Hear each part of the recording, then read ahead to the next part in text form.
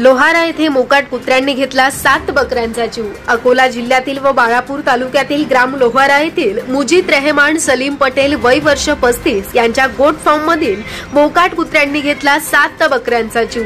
मोकाट कुत्र्यांची दहशत, भटक्या कुत्र्यांचा प्रश्न ऐरणीवर आलाय। गावात भटक्या कुत्र्यांचा वावर वाढला। मोकाट कुत्र्यांच्या दहशतीमुळे नागरिक त्रस्त आहेत। नागरिकांच्या जीविताचा प्रश्न निर्माण झाला असून मोकाट कुत्र्यांचा तात्काळ बंदोबस्त करावा अशी मागणी नागरिकांनी ग्रामपंचायत प्रशासनाकडे करत आहे। उपाययोजना केलेला नाही।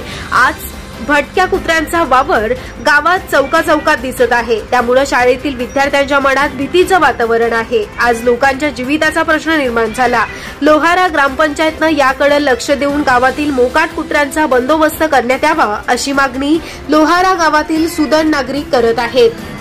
अकोला जिल्हा प्रतिनिधी आशिष वानखडे, बुलढाणा चौफेर न्यूज। ताज्या बातम्या पाहण्यासाठी बुलढाणा चौफेर न्यूजला लाईक करा, शेअर करा, सबस्क्राईब करा।